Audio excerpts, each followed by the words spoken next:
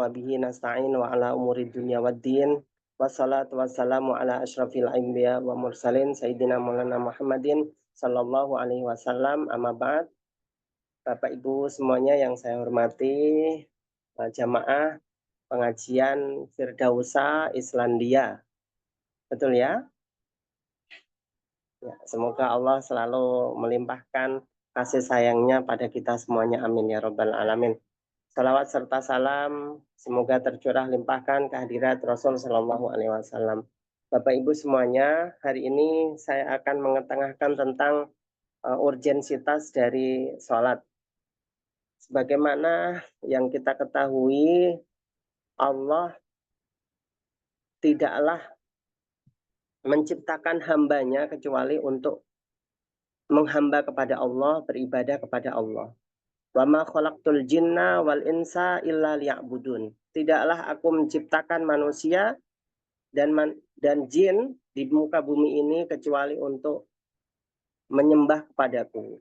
Ini adalah jelas qat'i kewajiban yang harus kita tunaikan bersama, dan dari mulai Nabi Adam sampai Nabi Muhammad SAW semuanya secara pasti Allah memerintahkan umat untuk keseluruhannya untuk menghamba kepada Allah.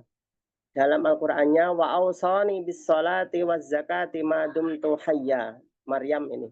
Sayyidatina Maryam, bunda dari Nabi Isa alaihissalam, yang dikatakan sebagai Tuhan ibu, kata orang-orang Kristen, mengatakan wa ausani bis shalah, Allah mewasiatkanku untuk sholat, waz zakat dan zakat, madum tuhayya, selagi aku hidup. Kemudian Nabi Musa juga dikatakan oleh Allah wa aqimus sholata lidzikri, dan kerjakanlah atau dirikanlah sholat untuk mengingatku. Sehingga di sini Bapak Ibu semuanya, sesungguhnya sholat ini wajib dijalankan seluruh nabi-nabi yang ada. Tidak ada satupun nabi di muka bumi ini yang diutus oleh Allah kecuali mereka diwajibkan untuk sholat. Meskipun waktunya itu berbeda-beda. Seperti halnya yang kita tahu, sesungguhnya Rasul itu sebenarnya mau diperintahkan oleh Allah, hampir saja diperintahkan oleh Allah untuk mengerjakan 50 kali dalam waktu satu hari satu malam. Ini terdapat di dalam hadis Isra Mi'raj Rasul Shallallahu Alaihi Wasallam, yang dikatakan bahwa Rasul setelah menerima perintah sholat langsung dari Allah Subhanahu wa taala turun ke langit keempat, bertemu dengan Nabi Musa, bertanya Nabi Musa, "Apa yang telah diwahyukan kepadamu? Apa yang engkau dapatkan dari Tuhanmu, wahai Muhammad?" "Aku mendapatkan perintah 50 kali waktu sholat. Mintalah keringanan." Akhirnya minta Rasul keringanan, kemudian turun lagi, naik lagi, seperti itu sampai 5 kali waktu sholat dalam waktu satu hari satu malam. Bisa kita bayangkan Bapak Ibu semuanya, jika kita diperintahkan oleh Allah dalam waktu satu hari satu malam 50 kali waktu, subhanallah. Ini setengah jam saja kita harus sholat lagi. Setengah jam ada azan, ke masjid lagi kita. Belum lagi mukena kita lepas, udah azan lagi. Ini alhamdulillah kita cuma 5 kali waktu sholatan saja. Artinya ada keringanan yang sangat luar biasa di antara nabi-nabi yang lain. Karena nabi-nabi yang lain ini lebih berat perintahnya untuk mengerjakan sholat. Kemudian saya akan mengupas beberapa hadis tentang as-sholat. As-sholatu lis-sholati mukaffiratun lid-dunub wal khotoya. Bahwa sholat satu dengan sholat yang lain akan menghapus dosa yang ada dalam diri seorang. Sehingga banyak kita zikir kepada Allah melalui sholat, bacaan Al-Quran. Insya Allah hati kita akan terasa tenang. Apapun yang terjadi di dunia ini, masalah apapun yang ada pada kita semuanya, karena sesungguhnya manusia ini diciptakan di dunia ini untuk diuji oleh Allah. Dalam surat Juz 29 itu, Tabarakalladzi khalaqal mauta wal hayata liyabluwakum ayyukum ahsanu amala. Diciptakannya kehidupan serta kematian adalah untuk menguji kita. Sehingga ujian ini kadang ada yang berat Bapak Ibu semuanya, kadang ada yang ringan. Tapi yakinlah orang yang selalu dan senantiasa mengingat Allah, dia hatinya akan terjaga, dia hatinya akan lembut, dia hatinya tidak gampang galau atas cobaan-cobaan dari Allah Subhanahu wa taala. Yakin dia bahwa sesungguhnya ini akan ada jalan keluarnya. Ini ini adalah pentingnya aspek sholat. Kenapa banyak orang yang kemudian lalai akan kehidupan ini, ada permasalahan sedikit larinya pada narkoba, ada permasalahan sedikit larinya pada nenggak arak, ada permasalahan sedikit larinya pada bunuh diri dan lain sebagainya. Ini karena apa? Karena hatinya galau mereka. Tidak ada zikir di situ, tidak ada mengingat Allah. Maka Bapak Ibu semuanya, lanjut lagi kita dalam pembahasan sholat, aspek-aspek yang harus kita ketahui dalam hadis ataupun Al-Quran dalam sholat. Sholat itu adalah tiangnya agama. Dalam hadisnya Rasul mengatakan as-sholatu imaduddin. Sholat merupakan tiangnya agama.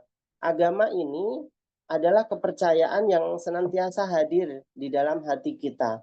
Orang boleh percaya agamanya apa saja terserah silahkan. Orang boleh percaya ateisme silahkan. Tapi kita yakin bahwa agama kita ini adalah Islam. Allah adalah Tuhan kita semuanya yang hadir dalam helaan napas kita. Allah selalu hadir di situ.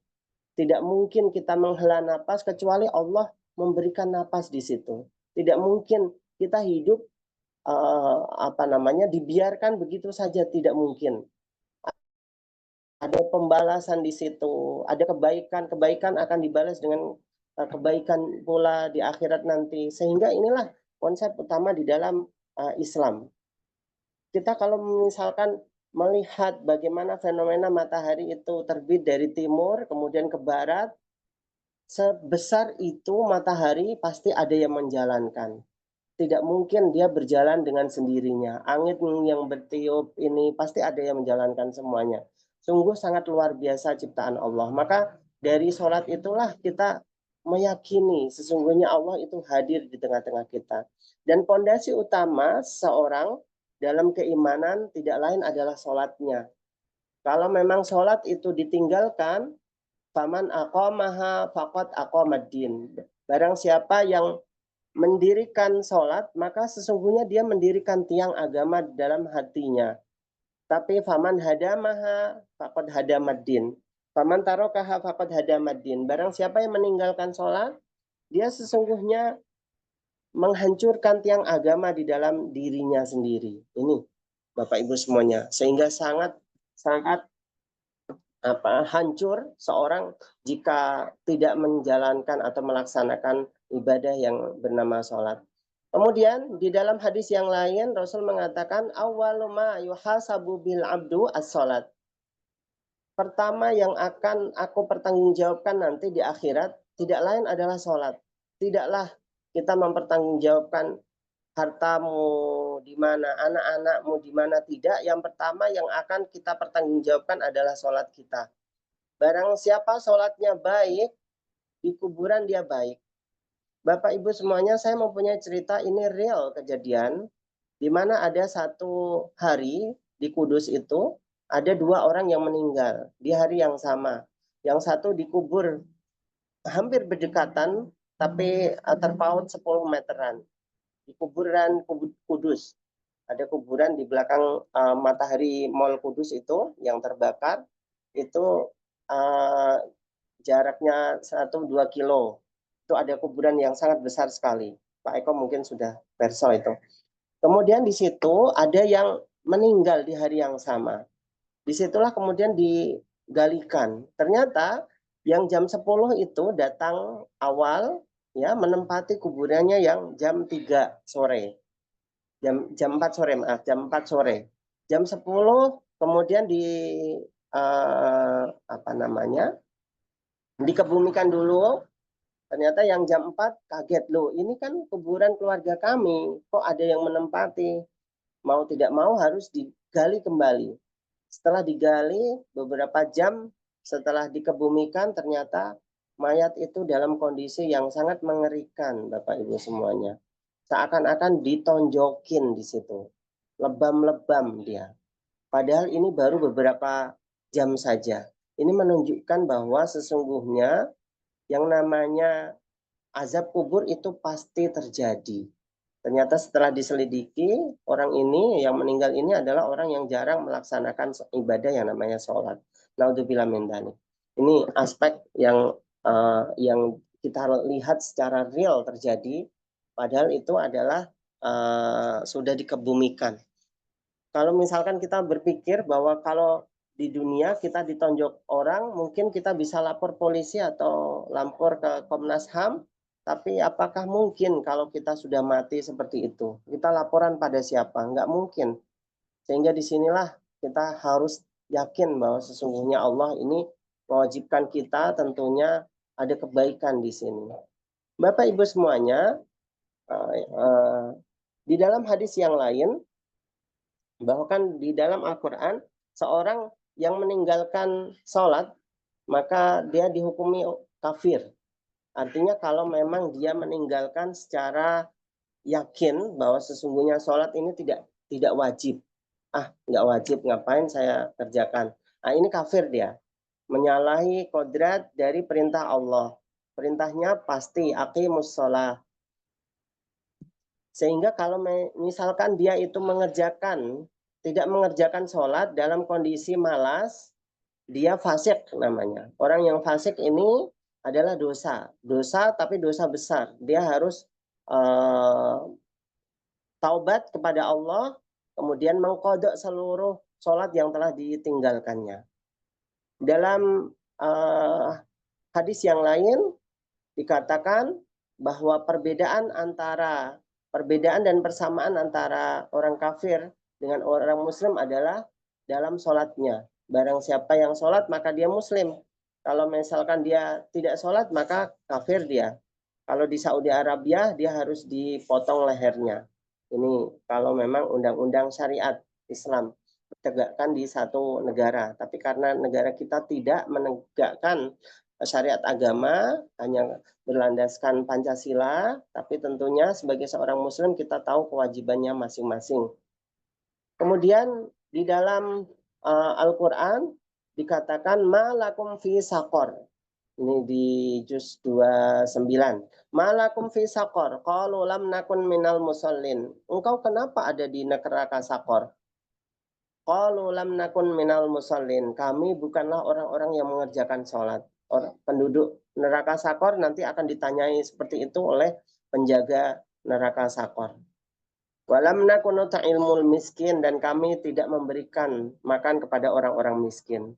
Artinya dari sini bisa kita lihat aspek dari sholat ini sangat luar biasa. Orang yang sholat tapi tidak ada eksistensi sholat di dalam pengerjaan sholat tersebut, maka diancam oleh Allah, wailul lil musallin. Celakalah orang-orang yang sholat. Siapakah orang-orang yang diancam itu? Adalah orang yang sholat, tapi eksistensi sholat itu tidak dilaksanakan ketika waktu dia mengangkat tangannya. Allahu Akbar masih ingat kemana-mana. Atau jangan-jangan sholat, tapi dia syarat rukunnya tidak dipenuhi dengan baik. Sholat dia seperti halnya orang dikejar-kejar maling, cepatnya luar biasa. Allahu Akbar sampai Allahu liman hamidah. Tidak ada sholat yang seperti itu. Harus ada tumak meninah, jeda sebentar saja. Nih Bapak Ibu semuanya. Sehingga kalau kita tahu tentang fikih sholat yang sesungguhnya, insya Allah kita akan dilepaskan dari azab Allah berupa siksa neraka. Kemudian di dalam hadis yang lain juga dikatakan as-sholatu nurun. Sholat merupakan cahaya. Cahaya bagi siapa? Bagi kita semuanya. Nanti di akhirat nanti gelap Bapak Ibu semuanya. Jadi kita hanya menemukan cahaya itu lewat sholat kita. Andaikan sholat kita baik, kita seakan-akan menerangi sekitar kita. cahaya itu semakin terang benderang. Karena apa? Karena sholat kita. Nah ini, khususnya kalau kita pengen mendapatkan bangunan surga, kaplingan surga yang begitu banyak, maka Bapak Ibu silakan bisa dipraktekkan 12 kali rakaat sholat sunnah dalam sehari semalam. Nah, 12 itu. Man sholla, kata Rasul, isnata asyara rakaatan banallahu baitan fil jannah. Barang siapa dia mengerjakan sholat sunnah sehari semalam ada 12 rakaat, maka dia akan dibangunkan oleh Allah rumah yang ada di surga. Semakin banyak dia mengerjakan dalam waktu satu malam, satu hari satu malam, ya, sholatnya, betapa banyak kaplingan surga yang sudah disediakan untuknya nanti di akhirat. Subhanallah. Maka ini aspek-aspek hadis Al-Quran yang harus kita ketahui bersama. Kemudian hukum dari sholat itu adalah faridoh. Hukmus sholati faridatun wajibatun alal kullil muslim al-aqil dakaron au unsa. Hukum sholat itu adalah fardu ain, bukan fardu kifayah. Kalau fardu kifayah itu sholat jenazah. Fardu kifayah adalah kalau memang dikerjakan satu kampung, satu orang sudah cukup. Tapi kalau memang fardu ain adalah setiap manusia, individu, dia wajib mengerjakan sholat. Baik dia itu muslim, muslimah, balik, akil. Dia sudah balik, umur balik adalah umur 10 tahun, 11 tahun ke atas. Sehingga Bapak Ibu semuanya kalau misalkan kita mempunyai putra, apa yang harus kita perintahkan? U'muru auladakum bis-sholati wahum fi sab'in sinin. Perintahkan anak kalian untuk melaksanakan sholat ketika mereka umur 7 tahun. Wadribuhum fi wahum ashrosinin. Dan pukullah mereka kalau tidak mengerjakan sholat di umur 10 tahun. Tapi pemukulan di sini bukan kekerasan rumah tangga, tidak. Tapi untuk mengajari. Mungkin bisa dijewer, mungkin bisa dicubit. Tapi cubit yang tidak melukai atau tidak ada rasa sakit di situ. Cubit atau suara kita ditinggikan itu sudah takut mereka kalau memang anak kita itu terdidik dengan baik. Jadi kalau memang kita sudah terbiasa untuk mendidik mereka sholat di umur sebelum 7 tahun, insya Allah di umur 7 tahun ketika wajib kita memerintahkan mereka untuk mengerjakan sholat, dan 10 tahun kita memukulnya kalau memang mereka tidak melaksanakan sholat, sehingga di umur 11, 12 saat mereka sudah balik, ya, mereka akan melaksanakan sholat dengan sendirinya. Jadi kalau memang dia tidak berakal dan belum balik, maka belum wajib. Kemudian ini menurut ajmaul ulama adalah fardu ain. Kemudian syarat-syarat dari sholat, wasyurutus sholati, ia mawadu'athu syariah al-islamiyah. Pertama adalah al-islam, al-aqlu, wa tamyiz, wa izalatun najas, wa raf'ul hadas, wa dukhulul waqti, wa istiqbalul qiblati, wa niyati. Yaitu pertama adalah Islam, muslim dia. Yang kedua adalah berakal. Jika tidak berakal, maka tidak wajib melaksanakan sholat. Berarti selama dia tidak berakal, maka tidak wajib melaksanakan sholat. Mungkin bisa jadi ada orang yang hilang akalnya, ya, saat mungkin 1 tahun, 2 tahun, gila dia, tapi setelah itu akalnya kembali lagi dan dia wajib untuk melaksanakan ibadah sholat. Sehingga 1 tahun ketika waktu dia gila tersebut, maka tidak wajib untuk melaksanakan sholat. Tamyiz bisa membedakan, ya, membedakan antara baik dan benar tadi 7 tahun tadi. Itu sudah kita perintahkan wajib untuk melaksanakan sholat. Tapi kalau misalkan dia masih tidak mengerjakan sholat, ya kita tidak mengapa. Umur 10 wajib kita pukul mereka. Kemudian izalatun najas, menghilangkan najis. Sebelum melaksanakan sholat, najis kita yakini dalam diri kita ini tidak ada najis, baik itu hadas ataupun najis yang besar, ya, atau mungkin bisa jadi belum mandi jinabat mungkin bagi bapak ibu yang sudah menikah, sehingga ini wajib mandi. Waraf'ul hadas, dan mengangkat hadas kecil, yaitu dengan wudhu.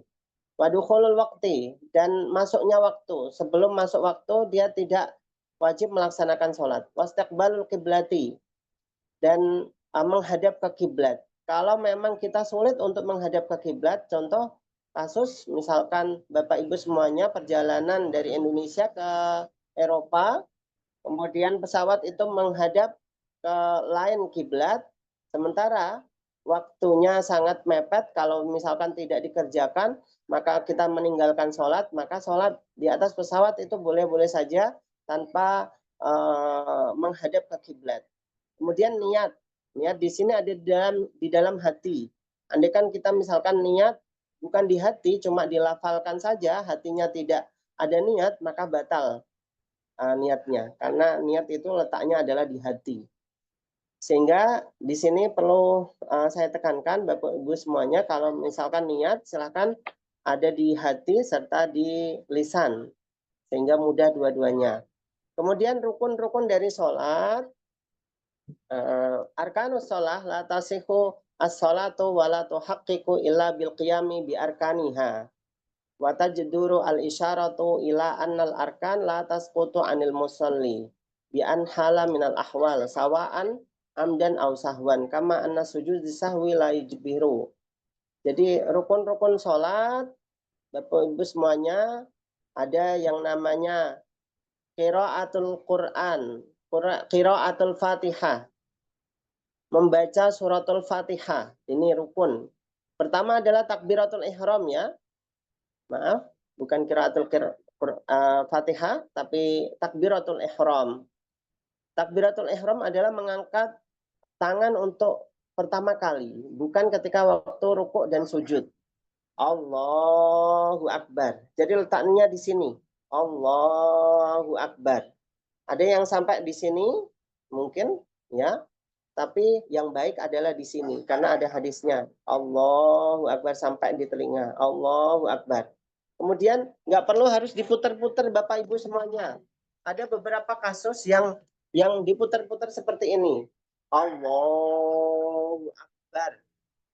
Dia berdalil takdimul yumna alal yusra, mendahulukan yang kanan kemudian mengakhirkan yang kiri. Allah, kanan dulu baru kiri. Diputar lagi. Allahu Akbar. Ini tidak ada dalilnya di dalam hadis ataupun di dalam fikih. Sehingga yang benar adalah Allahu Akbar. Langsung seperti ini. Andaikan misalkan takdimul yumna alal yusra, harusnya semuanya. Ketika rukuk juga demikian. Allahu Akbar. Sujud juga demikian. Allahu Akbar. Tapi enggak. Ya ada. Yang takdimul yumna alal yusra hanyalah ketika waktu wudhu saja. Lainnya tidak ada. Nah ini. Jadi takbiratul ihram. Yang kedua adalah qiraah suratul Fatihah, membaca surah Al-Fatihah beserta basmalah, karena basmalah itu Bismillahirrahmanirrahim merupakan ayat dari suratul Fatihah. Andaikan misalkan ada orang yang tidak membaca basmalah, maka batal salatnya, karena ini termasuk rukun qauli, rukun yang wajib untuk dilafalkan. Rukun qauli, Bapak Ibu semuanya, hanya ada dua di dalam pelaksanaan sholat. Yang pertama adalah Fatihah, yang kedua adalah tahiyat akhir. Tahiyat akhir, at-tahiyatul mubarakatuh sholawatullah. Assalamualaikum ayuhan nabi warahmatullahi wabarakatuh dan lain sebagainya ila akhirih itu. Ini adalah tahiyat akhir, bukan tahiyat awal. Kalau tahiyat awal kita tidak mengerjakan, bisa kita tambal dengan yang namanya sujudus sahwi. Sujud karena lupa. Ini boleh-boleh saja. Tapi kalau tahiyat akhir kita tidak laksanakan maka batal sholatnya. Fatihah juga demikian. Kalau tidak membaca surat Al-Fatihah atau membaca basmalah maka batal sholatnya. Ini seluruh ulama madhab mengatakan seperti itu. Kemudian berikutnya adalah ar-ruku'. Ruku' itu Bapak Ibu semuanya adalah sekiranya benar-benar antara kepala dengan punggung itu sejajar semuanya. Seperti itu. Jadi tidak seperti halnya keledai yang seperti ini tidak, mendongakkan kepalanya tidak, tapi seperti ini. Ya, seperti yang Bapak Ibu ketahui biasanya. Itu adalah ruku. Kemudian bangun dari ruku. Ada yang namanya tumak ninah. Tumak ninah ini wajib dikerjakan. Jeda sebentar saja antara ruku dengan yang lainnya. Kemudian mengangkat tangan, raf'ul i'tidal, mengangkat dari ruku, bangkit dari ruku maksudnya. Kemudian berikutnya adalah sujud. Sujud itu kalau misalkan tidak melafalkan apa-apa, itu pun tetap sah. Jadi sekali lagi yang wajib dilafalkan hanyalah surat Al-Fatihah sama tahiyat akhir. Yang lainnya, andaikan kita silent, tidak melafalkan apapun, ya, maka itu sudah sah-sah saja. Misalkan ruku, bangkit dari ruku, kemudian sujud tanpa melafalkan apa-apa, itu sudah sah menurut seluruh madhab. Kemudian berikutnya adalah al-julus baina sajdataini. Julus, ya, duduk di antara dua sujud. Ini adalah sunnah. Sehingga sampai tahiyat akhir sudah saya jelaskan tadi, tasyahud akhir merupakan rukun. Sampai salam. Salam pertama merupakan rukun, kita keluar, niat keluar dari sholat, Assalamualaikum warahmatullahi wabarakatuh. Assalamualaikum warahmatullahi wabarakatuh. Yang kedua adalah sunnah. Seperti itu Bapak Ibu semuanya. Dalam pelaksanaan tahiyat itu ada yang namanya sholawat kepada Rasul Shallallahu Alaihi Wasallam. Allahumma sholli ala Sayyidina Muhammad ini merupakan rukun yang wajib kita kerjakan ketika waktu tahiyat. Sehingga kalau misalkan tidak ada rukun, tidak ada sholawat maksud saya, maka seluruh sholatnya tidak sah. Seperti itu. Sehingga bisa dimengerti semuanya Bapak Ibu, saya sudah jelaskan bagaimanakah aspek Al-Quran, hadis, kemudian aspek fikihnya yang harus kita ketahui bersama. Kemudian pertanyaan, kalau misalkan kita itu madhab Syafi'i misalkan, kita boleh nggak misalkan ganti-ganti ke madhab yang lain misalkan.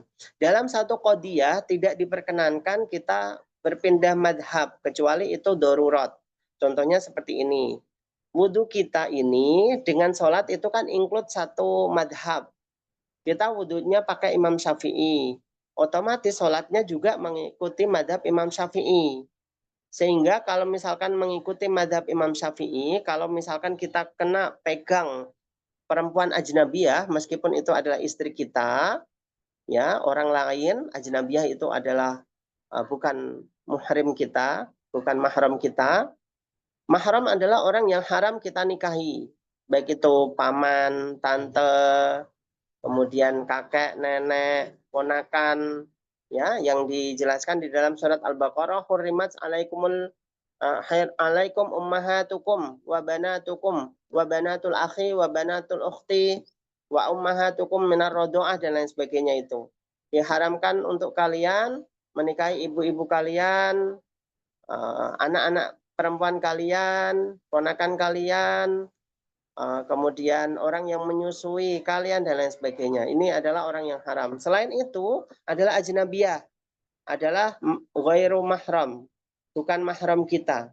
Sehingga orang itu kalau misalkan kena pegang kulit kita maka membatalkan. Sementara ada madhab yang memperbolehkan selagi dia cuma sesenggolan kulit saja, kena kulit saja tanpa ada rasa syahwat di situ. Tidak ada syahwat sehingga ini tidak membatalkan. Kalau ada syahwat baru membatalkan. Seperti halnya Imam Maliki ya yang mengatakan seperti itu. Kalau kita berprinsip sholat kita, wudhu kita menggunakan madhab Syafi'i, kemudian sholat kita menggunakan madhab Maliki, maka tidak boleh. Hal ini tidak diperkenankan karena kita pindah madhab dalam satu qadiyah, dalam satu kriteria permasalahan. Kecuali kalau darurat, misalkan Bapak Ibu semuanya pergi haji, maka di situ dalam pelaksanaan ibadah tawaf ataupun sa'i, ya kita wajib melaksanakan wudhu, yaitu hadas kecil ya, terhindar dari hadas kecil ataupun hadas besar. Kalau hadas kecil dengan wudhu, kalau hadas besar dengan mandi. Sehingga kalau misalkan dia itu tengah-tengah tawaf ternyata kena kulit orang lain yang ajnabiyah, maka boleh enggak misalkan tanpa wudhu lagi? Itu sah saja menurut beberapa ulama. Karena ini darurat. Sulit untuk kita keluar dari permasalahan ini. Kalau kita nanti wudhu lagi, kena kulit perempuan yang lain lagi di tengah jalan. Pastinya seperti itu. Karena saking penuhnya Masjidil Haram ketika pelaksanaan ibadah haji ataupun umrah. Saya kira itu dalam pembahasan fikih. Nanti kita akan diskusi saja ya Bapak Ibu semuanya. Silahkan bisa mempersiapkan pertanyaan. Terima kasih. Wassalamualaikum warahmatullahi wabarakatuh. Silakan bisa kita Waalaikumsalam sambung dengan warahmatullahi diskusi. wabarakatuh. Terima kasih banyak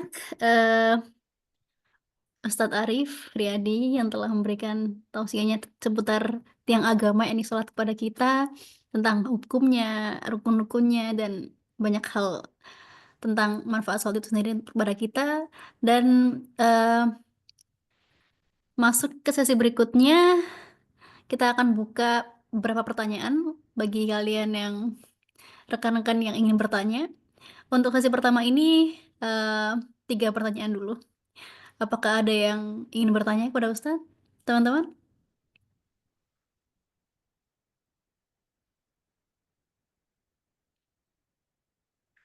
Saya absen kali ya. Mbak Eva, oh Mas Lukman, silakan Mas Lukman. Assalamualaikum Ustaz Arif.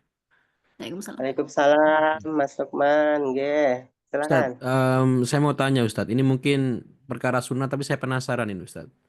Ini kan Nggih. kalau kita sholat berjamaah di masjid sini Ustaz, masjidnya kalau di Dublin tuh kecil-kecil Ustaz, cuma satu yang gede, tapi kebanyakan tuh kecil-kecil kayak musola kecil gitu, tapi orangnya banyak Ustaz. Nah, itu yang saya amati itu Ustaz, untuk tahiyat akhir, orang-orangnya itu duduknya itu mungkin karena sempit itu Ustaz, jadi duduknya tuh nggak yang kalau Syafi'i kan kita didudukin gitu Ustaz. Kakinya itu loh. Iya, Nah, itu iya, saya penasaran apakah orang-orang itu jadi kalau saya menyempurnakan sesuai Syafi'i, saya tuh yang paling beda sendiri gitu Ustaz. Kebanyakan iya, orang-orang itu duduknya itu mungkin yang apa langsung gimana ya? Ada yang nggak ngikut sama sama kayak tasyahud awal jadi langsung dua kakinya ditegakkan begitu.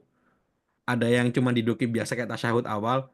Intinya macam-macam Ustadz. Nah, saya jadi penasaran apakah itu sunahnya itu untuk duduknya itu cuman Imam Syafi'i atau apakah itu emang di madhab lain itu bukan sunnah atau memang ya karena emang masih kecil aja orang-orang jadi ya udahlah biar nggak mengganggu yang lain saya duduknya saya hemat hemat hemat ruang lah begitu.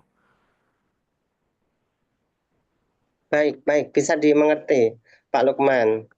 Kasih Ustadz. Duduk, nggih, julusul akhir. Ini saya bukakan, julusul akhir fis shalah.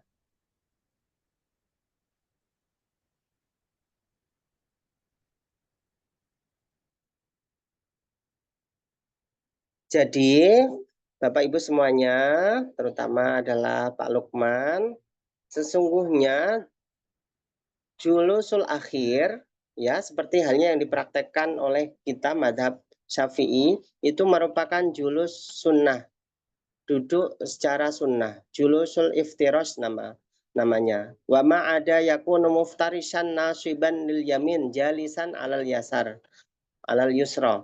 Jadi duduknya itu dhahaba al hanafiyah ila anal masnun lil musalli ay yatawarraka fi julusit tasyahud al akhir fi sholati data tasyahudaini wa ma'ada dalika muftarisan nasiban lil yamin jalisan alal yusra. Menurut Imam Hanafi dan Imam Maliki sesungguhnya sholat apapun itu ketika tasyahud akhir dia disunahkan untuk julus iftirosh. Jadi seperti yang kita praktekkan gitu di Indonesia ya. Untuk tasyahud awal tentunya berbeda dengan tasyahud akhir. Tapi dua-duanya merupakan sunnah. Sehingga Prakteknya yang penting kita duduk saja, yang penting prakteknya kita duduk saja. Kemudian kita tahiyat, membaca tahiyat saja. Karena yang wajib itu adalah membaca tahiyatnya. Yang wajib adalah membaca tahiyatnya. Jadi tahiyat akhir itulah yang wajib dikerjakan. Sementara dia itu untuk duduknya itu merupakan duduk sunnah. Seperti itu Bapak Ibu semuanya. Andai kan misalkan dia tidak duduk sesuai dengan madhab Imam Syafi'i, maka sah-sah saja di dalam sholatnya. Cuma duduk saja kemudian membaca tahiyat akhir. Seperti itu. Mungkin ada yang bertanya lain? Lagi, silahkan. Saya lagi Ustadz, apa? Jadi kalau sunnahnya Ustadz, lebih utama mana Ustadz? Apa namanya? Jadi tidak menyempurnakan sunnah sholatnya, duduknya, dengan alasan agar tidak mengganggu tetangganya Ustadz, daripada apa namanya? Atau mungkin nggak tahu mana yang lebih utama itu Ustadz.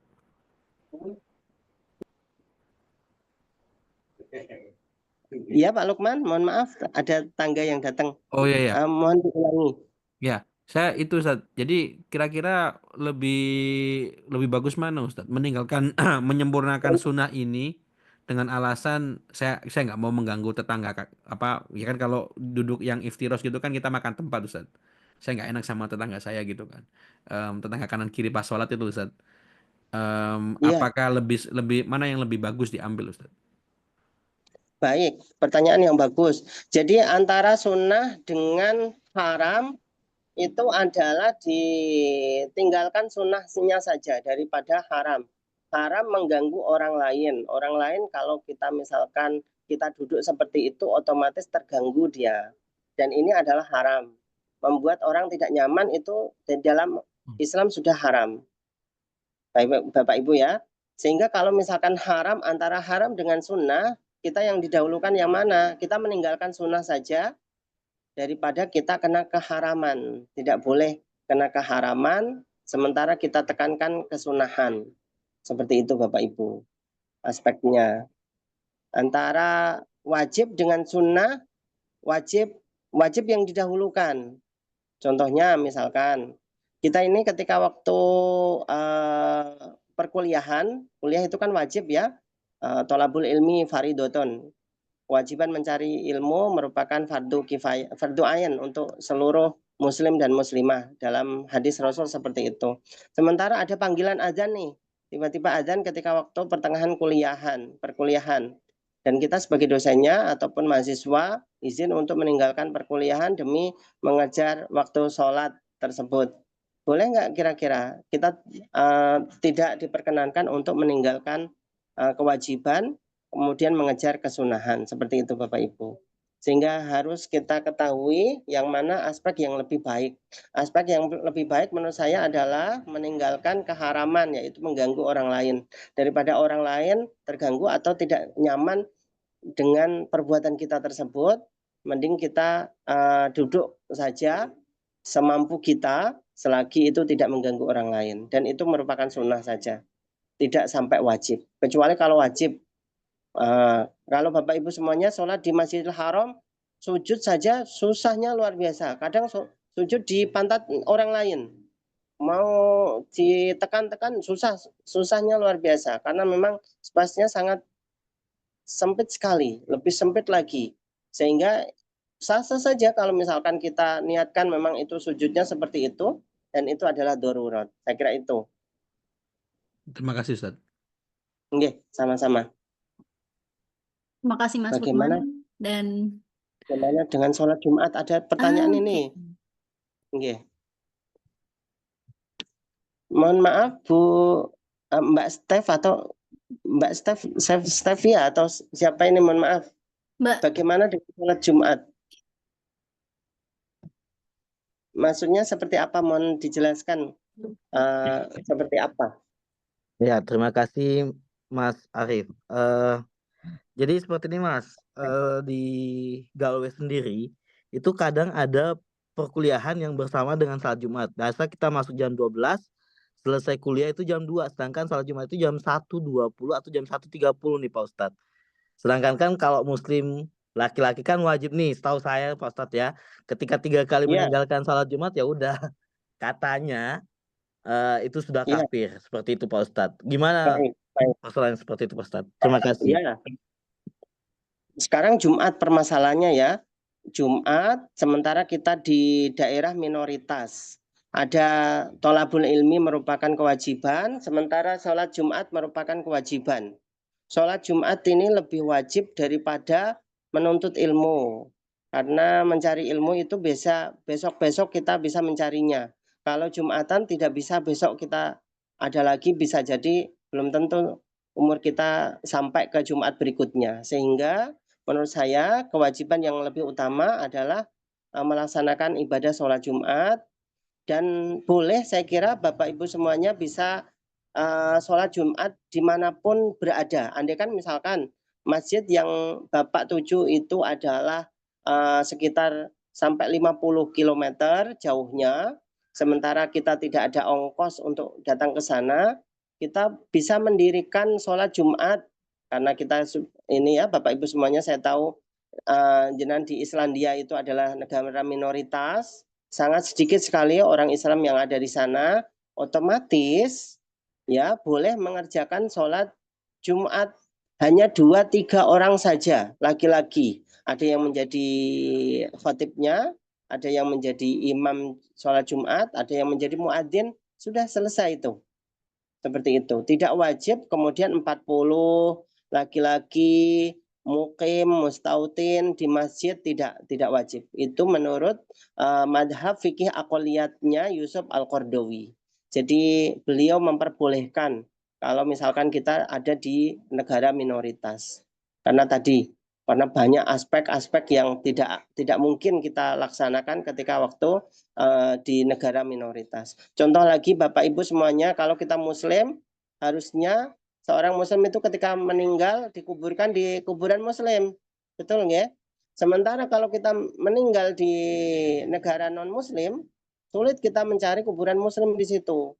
Mau tidak mau kita harus dikumpulkan dengan orang-orang kafir juga.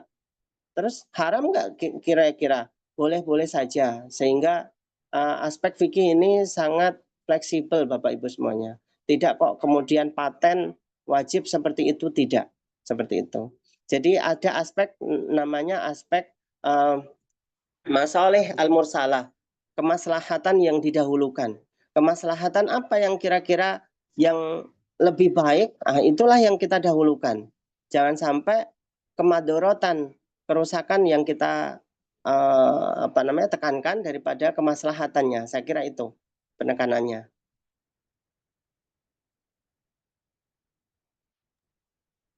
Sudah Bapak Stef? Bagaimana? Terima kasih banyak Pak Ustadz. Sama-sama Bapak.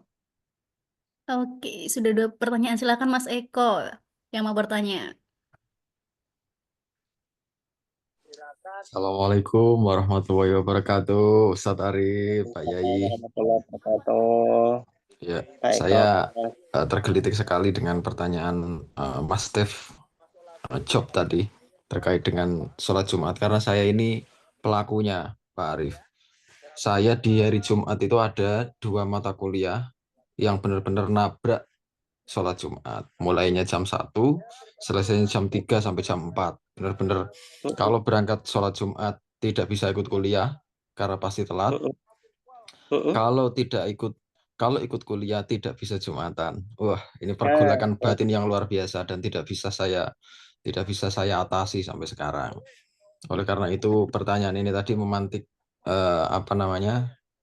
saya untuk berkonsultasi. Oh, ini banyak yang konsultasi kepada Yarib nih. Siap Pak. Ya, Nah, bisa kalau diketahui. dulu saya punya pengalaman hidup di Tunis dan juga ketika di Amerika itu mereka punya gelombang sholat Jumat. Enak karena ada yang 2 kali. ya ada yang kalau di Tunis 3 kali, kalau di Amerika 2 kali. Jadi kita bisa ikut yang waktu Jumat akhir yang mendekati sholat asar atau yang awal gitu. Nah ini kan bisa fleksibel. Sementara di Irlandia ini tidak bisa. Jangankan gelombang sholat Jumat, tempat sholat di Galway saja sangat terbatas untuk sholat Jumat itu, dan lumayan jauh dari tempat kita belajar gitu. Jadi tidak bisa, jadi tidak bisa kita kejar-kejaran begitu. Nah, Sebentar, Pak. oh iya. Waduh, repot ya kalau saya yang tanya nih. Tinggal pergi saya. Semangat Mas Eko. Tadi sebenarnya sengaja Mas Eko. Iya ini. Soalnya nanti Aduh. kedepannya juga kuliahnya jam segituan. Iya ini kalau Di kampusnya masalahnya nggak ini ada ya Mas Eko? tolabul ilminya ini Ada nggak bisa ada ditunda-tunda. multivate Mbak. Multivate Heeh. itu jam 1.20 udah salat Jumat. Oh, Pak. Tapi kegiatan kuota. Ya, Oh mohon iya. maaf Pak Eko. Iya Lanjut Pak lagi. Yai, saya lanjutkan Pak Saya Yai. Nah, paham jadi gini, apa yang ya Nggih. saya lanjutkan ya. Jadi, kalau di Irlandia tempatnya saja susah sekali karena jauh dan sangat Iya, terbatas. Itu yang menjadi iya, tantangan hari Jumat itu. Nah, tadi nggih. kita sudah punya skala prioritas terkait dengan apa namanya sunnah dan haram, kita dahulukan yang mana. Kemudian ini antara tholabul ilmi dengan sholat Jumat yang wajib ini, kita dahulukan yang sholat Jumat karena kita tidak tahu apakah kita ketemu dengan Jumat berikutnya atau tidak. Tapi kalau Betul. saya itu tinggalkan kuliahnya ini, tholabul ilminya Pak, saya nggak lulus Pak. Dan kalau saya Iya. mengulang semester depan, ketemunya Jumat lagi Pak, nggak lulus lagi saya, Nah, nggak iya, selesai nanti. betul, Nah betul. ini saya dilema Iya. sekali. Gimana? Mm-mm. Nah, bodohnya saya Pak ini karena saya Mm-mm. itu minim sekali apa namanya Mm-mm. wawasan keagamaan saya. Saya mencoba negosiasi dengan Allah Subhanahu wa taala. Ya Allah, saya ini Jumat ini saya kuliah dulu. Jadi saya tinggalkan sholat Jumat ini, mohon diampuni. Jumat depan saya Jumatan gantian gitu. Jadi saya Ya, bikin jadwal seperti itu akhirnya. Nah, ya, tolong kira-kira seperti ini apakah secara fikih, secara agama ini dibenarkan baik, atau tidak? Ataukah saya ini dosa baik, besar karena saya ini baik. mempermainkan tiang agama. Jadi Mm. tiang-tiang agama yang seharusnya itu berdiri tegak, itu saya atur seperti ini, seperti main Lego gitu. Nah, ini kan berbahaya sekali orang-orang seperti saya ini. Cara berpikirnya sangat-sangat radikal dan sekuler gitu. Jadi tolong diluruskan Pak Arif, dan sekali lagi saya juga takut itu kalau diingatkan seperti tadi. Hati-hati Pak Eko, jangan-jangan tidak ketemu dengan Jumat berikutnya. Wah, ini kan repot. Padahal saya sudah nego tadi, ya Allah nanti kita ketemu Jumat depan dah. Malah tidak ketemu kan Baik, nanti bermasalah gitu ya. Tolong Pak Arif baik, diberikan ini ya baik, wejangan. Terima kasih.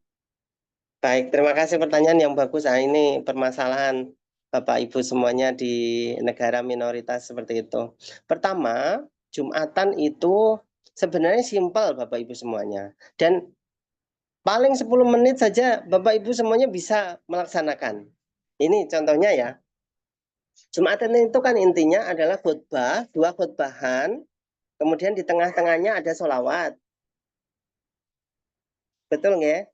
Kemudian di akhir adalah sholat Jumat 2 rakaat. Bapak Ibu semuanya, ketika waktu perkuliahan itu misalkan dari jam 12 sampai jam 2, Bapak Ibu setelah itu ada waktu nggak kira-kira 1 jam itu? 1 jam sebelum menjelang asar. Itu pasti ada waktu. Jadi sebelum asar itulah kemudian bisa Bapak Ibu semuanya memanfaatkan waktu untuk Jumatan bersama. Taruhlah di depan kampus ada gudang kecil, sehingga di situ ayo kita Jumatan aja yuk. Kita Jumatan di situ, dan itu kita niatkan benar-benar menghadap kepada Allah. Jumatan di situ, khutbahnya hanya 2 khutbah saja Bapak Ibu. Cuma 2 orang, 3 orang, laki-laki dewasa, ayo kita khutbah.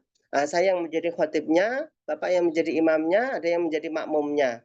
Disitulah ada khutbah Jumat di situ. Saya tekankan gini Bapak Ibu, dalam khutbah Jumat itu ada 5 rukun. Pertama adalah hamdalah. Alhamdulillahirabbil alamin wa bihi nasta'in wa amala umurid dunya waddin. Yang kedua adalah sholawat. Wassalatu wassalamu ala Rasulillah sallallahu alaihi wasallam. Yang ketiga adalah takwa kepada Allah. Ittaqullaha wa ati'u. Takwalah engkau pada Allah. Yang keempat adalah Al-Qur'an. Kita kutip dari Al-Qur'an. Ya ayyuhalladzina kafaru, misalkan ya ayyuhalladzina amanu kutiba alaikumusiyam misalkan, atau qul ya ayyuhal kafirun. Kemudian yang kelima mohon maaf adalah doa. Allahumma ighfir lil muslimina wal muslimat wal mu'minina wal mu'minat. Sudah cukup. Itu saja, diulang 2 kali. Tengah-tengahnya ada sholawat. Sudah? Sekali lagi, pertama adalah hamdalah, innal hamdalillah, misalkan alhamdulillahirabbil alamin wa bihi nasta'in wa ala umuri dunya waddin. Yang kedua adalah salawat, wassalatu wassalamu ala Rasulillah sallallahu alaihi wasallam. Yang kedua itu. Yang ketiga adalah takwa kepada Allah, ittaqullaha wa ati'u. Ittaqullaha wa ati'u, takwalah kepada Allah. Nah, seperti itu. Yang keempat adalah membaca surat dari Al-Quran, terserah qul ya ayyuhal kafirun la a'budu ma ta'budun wala antum a'biduna ma'bud. Terakhir adalah doa Allahumma ighfir lil muslimina wal muslimat wal mu'minina wal mu'minat al-ahya minhum wal amwat. Cukup. Terakhir itu kemudian ditutup dengan tadi sholat Jumat berdua bertiga seperti itu. Ini dalam madhab fikih aqliyat, madhabnya Yusuf Al-Qardawi diperbolehkan karena Bapak Ibu semuanya adalah ada di negeri minoritas. Andai kan kalau misalkan tidak seperti itu, Bapak Ibu semuanya sholat saja di sholat duhur, mengganti sholat Jumatnya dengan sholat duhur saja. Jangan sampai ditinggalkan, tapi sholat duhur saja untuk mengganti. Bismillah, niat kita adalah tolabul ilmi, kita tidak niat untuk meninggalkan sholat Jumat, tapi memang keadaan memaksa kita seperti itu. Andai kan misalkan kita tidak kejar kuliah, tentunya kita dapat DO dan lain sebagainya, nanti bahaya sekali untuk pendidikan kita ke depannya. Sehingga ini tidak mungkin kemudian Islam tidak fleksibel dalam menyikapi hal ini semuanya. Ini kan tentunya kemaslahatan Bapak Ibu semuanya yang harus didahulukan daripada kewajiban. Kewajiban itu bisa diganti kita, kewajiban sholat Jumat diganti dengan sholat duhur, ya.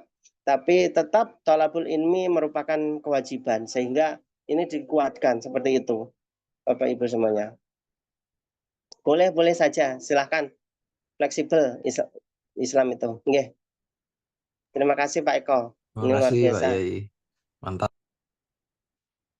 Monggo, Bapak Ibu yang lain. Saya Ustaz ada ini ya, sorry aku masuk langsung. Nggih, silahkan Ibu. Ada Ya, pertanyaan mungkin lain dari yang lain, mungkin agak lain, agak lari.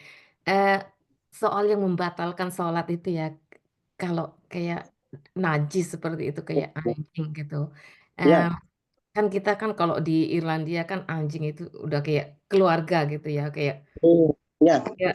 salah satu anggota keluarga kita, seperti Ya. anak gitu ya, nggak beda. Ya. Terus itu gimana Ustadz? Aku jadi aku kan punya anjing Ya, gitu. baik. Cuman Ya. aku harus sama setiap hari, setiap mau sholat atau gimana? Ya, baik Ibu. Ya, memang bagaimanapun Ibu, bahwa anjing dan babi itu di dalam Islam adalah najis mughalladoh. Ini adalah keseluruhan ulama, ajma'ul ulama mengatakan seperti itu. Sehingga sebagai seorang muslim, mohon maaf, mungkin bisa mengganti peliharaannya dengan kucing mungkin Ibu. Jadi lebih baik seperti itu. Tapi memang kurang menarik ya kalau memang kucing dibandingkan dengan anjing. Tapi insya Allah kalau kita yakin bahwa itu adalah hewan Allah, ya memang ada yang dimuliakan, ada yang tidak dimuliakan. Itu adalah hak prerogatif dari Allah sendiri. Contohnya seperti halnya Allah memuliakan manusia, kita semuanya ini dimuliakan dengan akal kita, sehingga dengan akal itu kita bisa berpikir. Kemudian Allah juga merendahkan yang namanya setan, kemudian jin yang tidak beriman kepada Allah, itu adalah direndah-rendahkan serendah-rendahnya oleh Allah. Itu adalah hak prerogatif Allah. Sehingga dari sini kita juga melihat aspek dari hewan itu sendiri. Hewan itu merupakan ciptaan Allah, hak prerogatif Allah untuk meninggikan hewan tertentu, memuliakannya, seperti halnya memuliakan kucing. Mungkin ada sahabat Nabi namanya Abu Hurairah. Tapi Islam sekali lagi memang kita sebagai seorang muslim ya harus menghindari yang namanya anjing ataupun babi, karena dua-duanya ini merupakan penyebab dari najis mughalladah. Kalau misalkan najis mughalladah kita masih tetap atau mempunyai tetangga di mana anjingnya itu senantiasa menjilati kita. Nah, ini kan bahaya sekali, kita pulang kerja atau pulang dari kantor, pulang dari kuliah, ternyata ada anjing yang menjilati kita. Maka Bapak Ibu semuanya, basuh saja 7 basuhan, salah satunya itu dicampur dengan yang namanya bukan debu ya, apa namanya, pasir. Salah satunya dicampur dengan pasir, air dicampur dengan pasir, kemudian dibasuhkan ke tempat yang terkena najis tersebut. Ini adalah konsep Islam di dalam membersihkan najis mughalladah. Kalau tidak seperti itu masih tetap terkena hukum najis mughalladah, sehingga tidak bisa kemudian kita melaksanakan ibadah yang namanya sholat, Ibu, seperti itu. Jadi Ustadz, selama saya nggak dijilat anjing itu saya nggak apa-apa. Saya boleh. Oh, nggak apa-apa. Selama anjing itu tidak basah.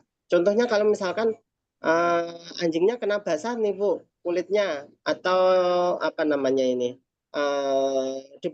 bulu-bulunya itu kena basah misalkan, maka itu juga bisa menyebabkan najis mughalladah karena basah dia. Kena tubuh kita atau pakaian kita, maka wajib dibasuh 7 kali, salah satunya adalah dengan pasir. Kalau tidak masih tetap najis mughalladah.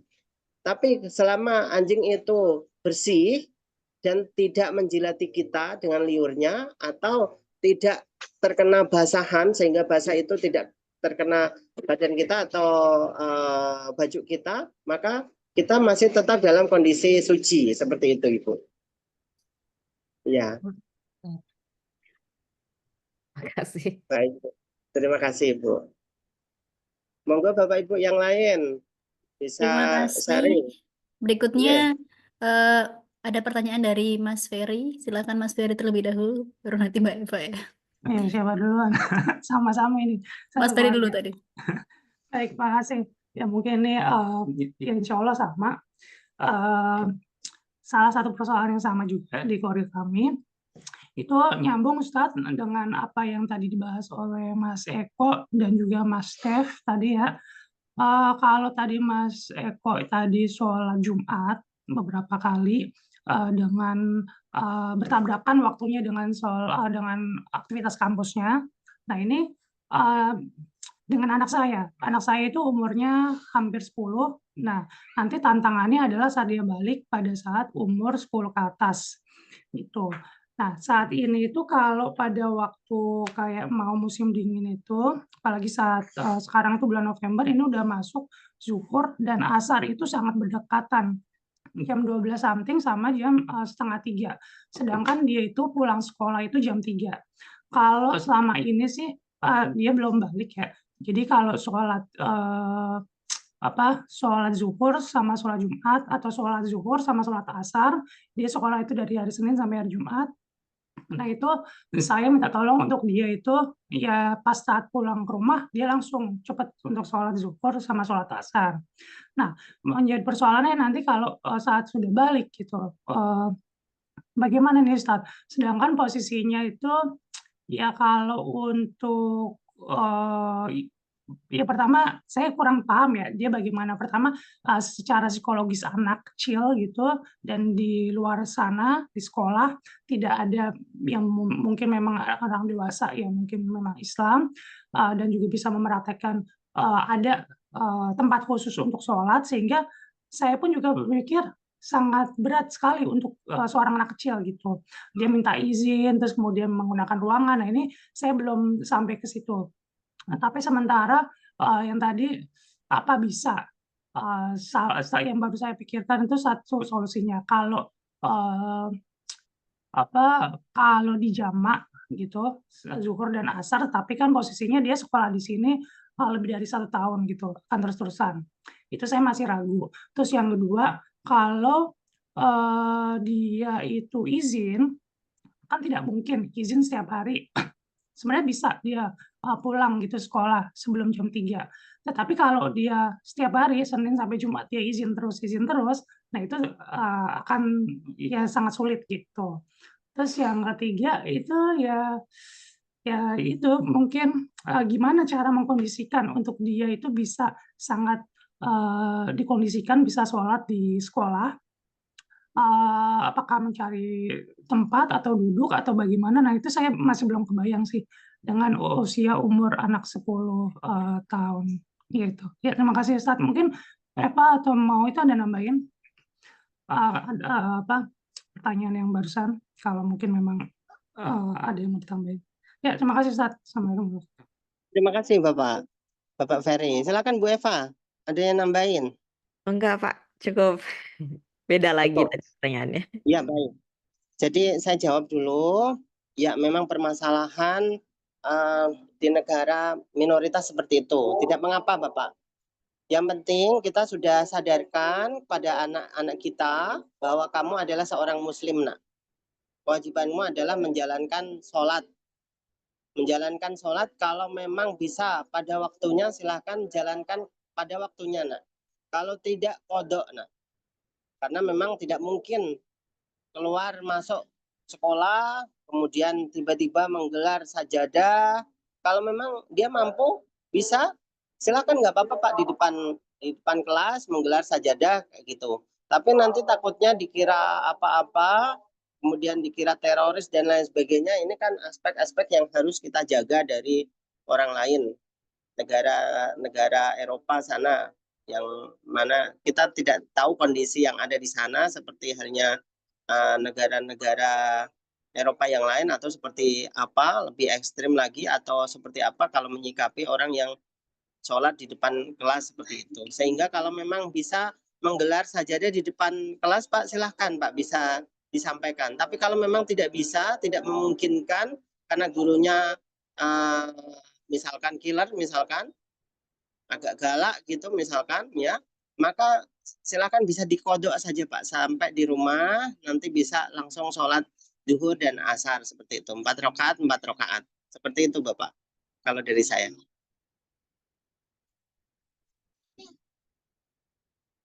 Terima kasih Ustadz. Terima kasih Mas Ferry dan penjelasannya dari Bapak Arif. Berikutnya pertanyaan dari Mbak Eva. Silakan Mbak Eva. Silakan Bu Eva. Siap, terima kasih Ustadz. Tadi untuk jawabannya itu pertanyaan yang saya tanyakan juga Alhamdulillah. Tapi ini tadi yang saya ingin tanyakan sebenarnya melanjutkan pertanyaan dari Mbak Erni. Karena kebetulan saya juga punya teman yang mempertanyakan ini Ustadz terkait dengan anjing peliharaan gitu. Karena memang kebetulan ini beliau ini revert ya Ustadz. Jadi tadinya Iris gitu, kemudian yang tadi bilang memang mereka anjing itu seperti ini udah turun-temurun dari anjingnya pun udah turun-temurun ya dari ayah ibunya membesarkan anjing ini gitu sehingga dibesarkan di rumahnya. Nah, beliau ini sepertinya bertanya sebenarnya apa sih yang membuat anjing ini tuh dikatakan tidak boleh gitu padahal dia ngerasa seperti padahal banyak ya kayak di Al-Qur'an anjing ini juga disebutkan gitu beberapa kali kemudian kalau kita tahu cerita Ashabul Kahfi juga di situ ada anjing begitu kan ya Ustadz ya maksudnya sepertinya anjing ini punya posisi yang spesial gitu tapi kok haram begitu Ustadz jadi ya jujur saat itu saya juga dengan keterbatasan ilmu ya saya nanti coba tanya dulu dengan yang lebih paham karena saya sendiri tidak bisa menjawab begitu Ustadz mungkin Ustadz ada jawaban yang lebih bisa saya sampaikan gitu jika nanti bertemu lagi. Terima kasih Ustadz. Baik Ibu, terima kasih. Ini saya akan mencarikan beberapa referensi ini secara langsung. Hukmu taharatil kalbi fil Islam yuqsadu bihi bayanan ma idza kanat al-kilabu tahiran aw najasatan wa huwa al-mawdu'. Ini saya bacakan secara langsung nanti saya terjemahkan gitu aja ya. Al ulama fi salasati aqwal ahaduha tahirun hatta riquhu wa ma tuladu anhu wa hada madhhabul imam al-Malik wa dzahiriyah wal ibadiyah wa sani annahu najasun hatta sya'arahu wa huwa madhhabu asy-syi'ah wa syafi'iyah wa ihdar riwayataini an Ahmad bin Hanbal wa salis anna sya'arahu tahirun amariquhu fanajasun wa hadha wa madhabu Abu Hanifah. Baik, ini ada yang menarik nih. Ini ulama berbeda pendapat dalam menyikapi anjing ya di dalam Islam. Yang pertama, annahu tahirun hatariquhu wa ma tuladu anhu. Sampai yang namanya ini pertama adalah suci ya, suci, benar-benar suci. Sampai yang namanya liurnya anjing itu atau yang lahir dari keturunan anjing, misalkan anjing kawin sama kucing misalkan. Itu kalau mazhab Syafi'i kan tetap anjing ya itu ya. Tapi ini semuanya diperbolehkan, artinya adalah suci. Ini adalah mazhab Imam Maliki, Imam Zohiri, wal Imam Al-Ibadiyah. Kalau masalah dalam anjing ini silahkan bisa mengikuti mazhab Imam Maliki kalau memang pengen memelihara anjing. Sampai yang namanya riquhu tadi, liurnya itu diperbolehkan dalam mazhab Imam Maliki. Ya, seperti itu. Yang kedua, annahu najasun hatta syi'rahu wa hada madhab Imam Asy-Syi'i wal Imam Asy-Syafi'iyah.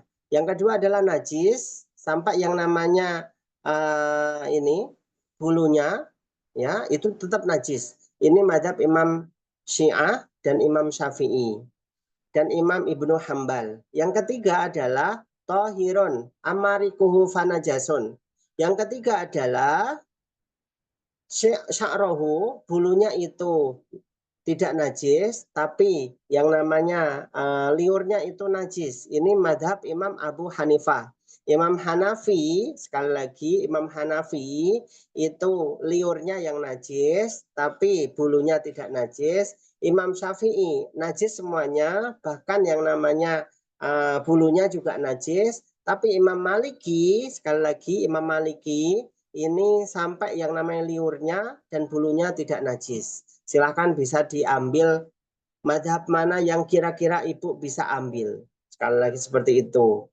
Tapi kalau kita mengikuti Imam mazhab Maliki, artinya sholat kita juga mengikuti Imam Maliki.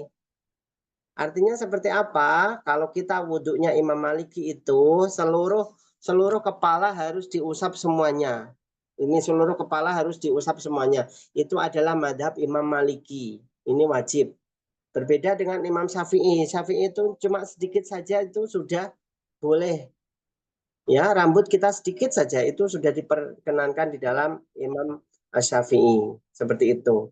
Sehingga sekali lagi ini adalah madhab yang ada ya Bapak Ibu semuanya. Silahkan bisa diambil madhab mana yang kira-kiranya cocok dengan Bapak Ibu semuanya. Saya kira itu aja. Sampai saya alhamdulillah ada yang memperbolehkan seperti itu. Saya kira.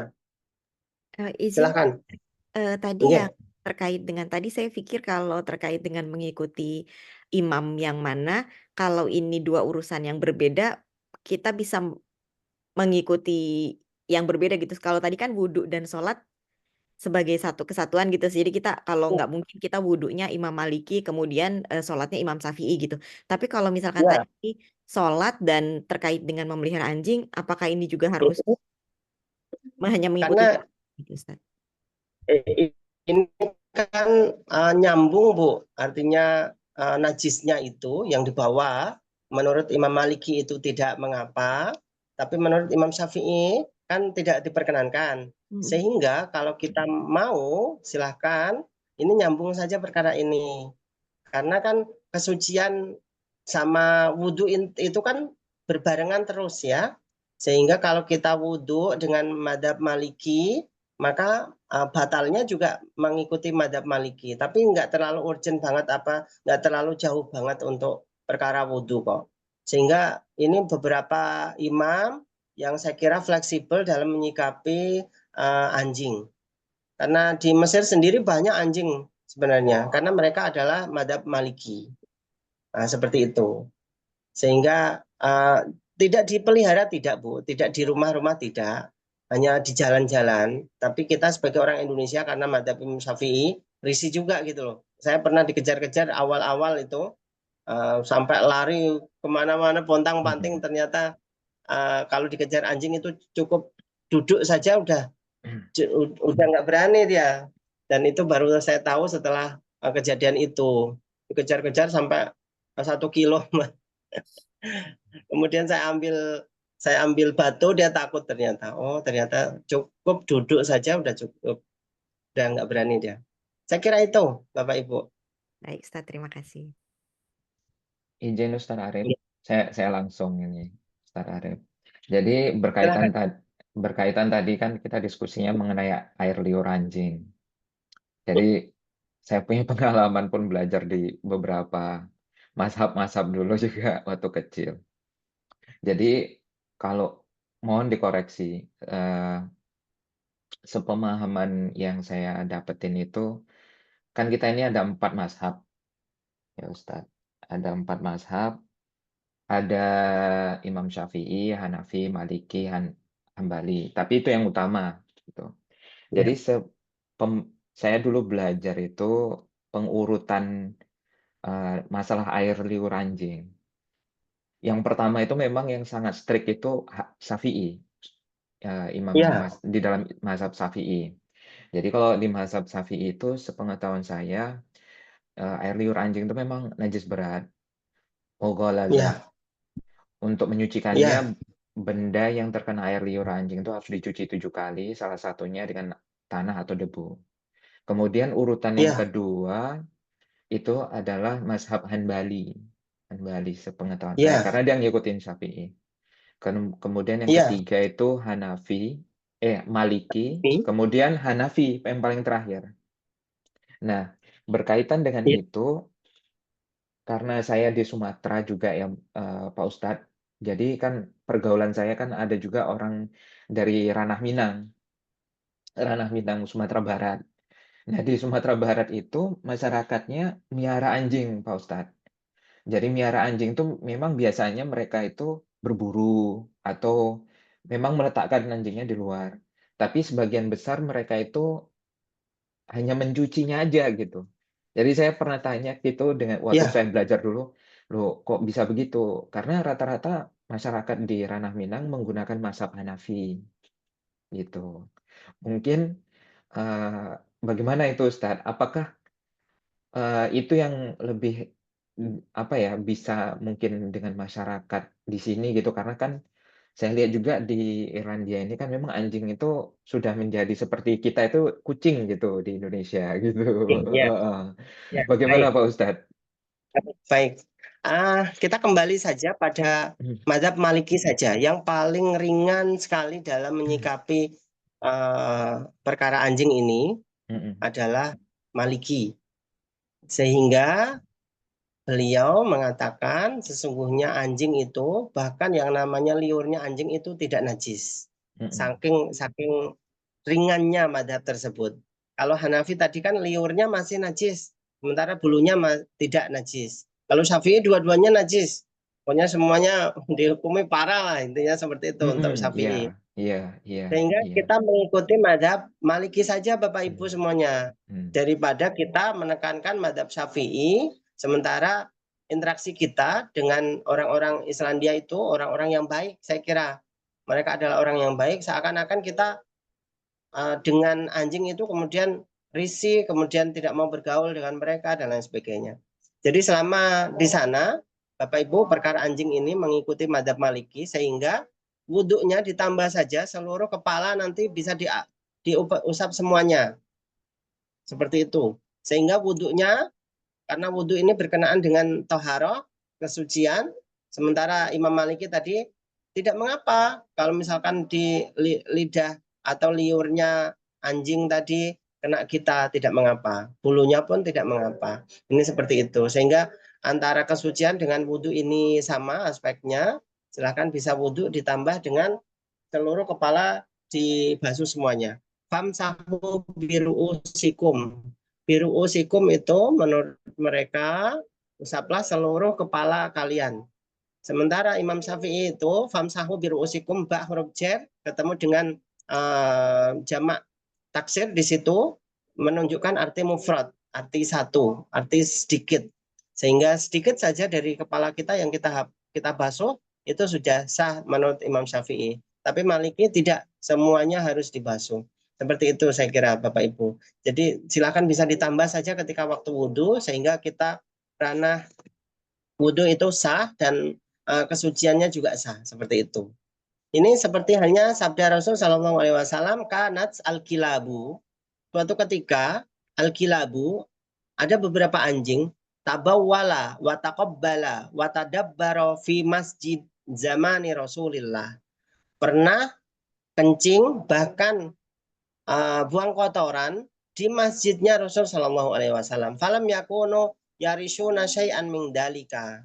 Dan tidak ada yang kemudian membersihkan itu semuanya, karena memang zaman Rasul itu Masjid Nabawi itu kan beralaskan tanah ya, tanah, sehingga tidak ada ubinnya, apalagi apa namanya yang namanya itu marmer dan lain sebagainya, belum ada. Seperti itu Bapak Ibu. Jadi dalil hadis inilah kemudian Imam Maliki menggunakannya sebagai dalil bahwa anjing itu tidak najis. Seperti itu. Terima kasih Ustadz Arif. Ya, sama-sama. Berikutnya Mbak Farida. Ada yang mau ditanyakan? Iya Mbak, terima kasih Mbak. Assalamualaikum warahmatullahi wabarakatuh Pak Ustadz dan rekan-rekan semuanya. Izin bertanya Ustadz, ini kayaknya menarik ya bahasannya gitu kan. Tentang anjing ini juga Pak Ustadz. Begini, sama seperti Pak Andi, saya juga pernah belajar gitu Pak Ustadz ya mengenai ini memang banyak berbeda pendapat gitu ya Pak Ustadz ya. Kita di Indonesia benar yang seperti Pak Ustadz sampaikan bahwa dari kecil sudah diajarkan yang dengan mazhab Syafi'i gitu ya Pak Ustadz ya.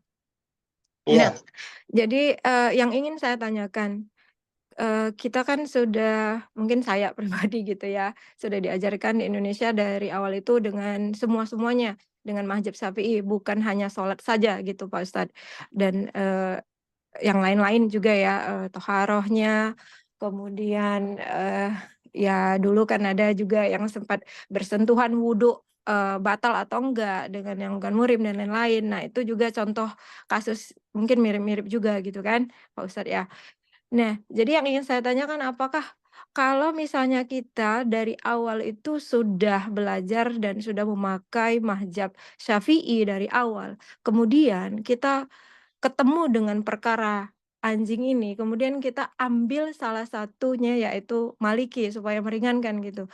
Saya pernah tanyakan hal yang sama dengan ustazah saya, itu beliau menyampaikan bahwa itu tidak diperkenankan gitu. Karena kalau memang kita sudah dari awal Syafi'i, maka kita harus sejalan dengan menggunakan yang Syafi'i saja, seperti itu Pak Ustadz. Jadi tidak boleh misalnya kita ingin keringanan, maka pindah-pindah gitu. Dengan yang selama ini kita sholat dengan pakai Syafi'i dan hal-hal yang lainnya kita pakai Syafi'i. Kemudian kita ada perkara yang lain, urusan yang lain. Seperti perkara anjing ini, maka kita pakai yang mudah saja, saya mau pakai yang Maliki gitu. Atau persentuhan wudhu laki-laki dengan perempuan yang bukan muhrimnya, kemudian batal, saya mau pakai yang ini saja gitu. Menurut yang saya pelajari dulu itu tidak diperkenankan seperti itu. Mohon penjelasannya Pak Ustadz. Assalamualaikum warahmatullahi wabarakatuh. Waalaikumsalam warahmatullahi wabarakatuh. Terima kasih atas pertanyaannya Bu Farida. Bu Farida betul ya? Iya betul Pak Ustadz. Bu Farida, bahwa betul apa yang disampaikan tadi, memang pindah-pindah madhab itu tidak diperkenankan. Tapi itu selagi kita masih bisa untuk pindah-pindah madhab. Tapi kalau memang kita tidak bisa pindah-pindah madhab, contohnya adalah kita di negeri minoritas ini kan pastinya fikihnya ini lebih fleksibel daripada negeri yang kebanyakan adalah muslim ya. Tentunya di sana anjing itu lebih banyak daripada hewan kucing misalkan, seperti itu. Sehingga disinilah kita sulit untuk menghindarkan diri dari anjing. kenapa kita kemudian boleh saja mengambil madzhab Maliki? Karena darurat tadi, darurat. Setiap hal-hal yang memang tidak bisa kita hindarkan, maka kita tidak boleh kemudian menghindarkan. Dalam artian kita boleh mengikuti madzhab Maliki dalam satu qadiyah. Tapi kalau memang itu bisa kita laksanakan, satu qadiyah itu permasalahan anjing itu kan tidak terlepas dari kesucian tadi ya. Maka saya tekankan Bapak Ibu semuanya, kalau memang kita mengikuti madzhab Maliki dalam kesucian anjing, silahkan bisa wudhunya bisa memakai madzhab Maliki tadi. Saya sudah sampaikan seperti itu. Dan tidak boleh memang kita kemudian mengikuti madzhab yang ringan saja, kemudian meninggalkan yang berat, tidak boleh. Kemudian juga saya tekankan lagi, tidak ada sholat keringanan dalam madzhab apapun. Tetap sholat itu adalah yang utama. Apapun kita harus melaksanakannya. Sampai yang namanya kita di dalam ICU, selama masih kita bisa bersuci, ya, melakukan tayamum, selama itu juga kita wajib untuk melaksanakan sholat. Selama masih ada pikiran, selama masih bisa kita gerak-gerakkan badan kita, masih wajib seluruh ulama, tidak terkecuali. Tidak ada kemudian madzhab yang meringankan, salah satu kita Maliki saja, tidak ada. Karena ini perkara usuliyah. Usuliyah itu adalah yang pokok. Sementara furu'iyah itu yang cabang. Cabang itu seperti halnya najisnya anjing, ya. Kalau babi semuanya haram ya, Bapak Ibu semuanya ya. Kalau babi semuanya haram. Karena di situ dalam Al-Quran tidak ada yang memperbolehkan daging babi kemudian kita konsumsi, nggak ada. Ya. Hurimat alaikumul maitatu walahmul khinzir, itu di dalam Al-Quran. Haram bagi kalian maitah, yaitu bangkai. Yang kedua adalah al-khinzir, lahmul khinzir, daging babi.